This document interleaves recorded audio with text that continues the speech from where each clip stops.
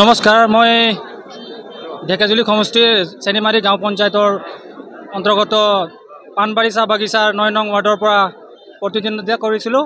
আৰু আজি সেই প্ৰতিদ্বন্দ্বিতা কৰা ভোটৰ ৰিজাল্ট দিলে আৰু ৰিজাল্টত মই আমাৰ ৱাৰ্ডত ৩টা কেণ্ডিডেট আছিলে, তাৰ ভিতৰত মই চবতকৈ হায়েষ্ট ভোট পাই পেলাই জিকিছোঁ। আৰু লাষ্ট ছেকেণ্ড যোনে আছিলে তাৰ পৰা 157টা ভোট অধিক পাইছোঁ। আৰু ৰাইজে মোক সমৰ্থন কৰাৰ কাৰণে আৰু জিকোৱাৰ কাৰণে মই ৰাইজক আৰু মোৰ লগত থকা লগৰ বন্ধু বা দাদা চবকে মই মোৰ ফালৰ পৰা আন্তৰিকভাৱে ধন্যবাদ জনাইছোঁ।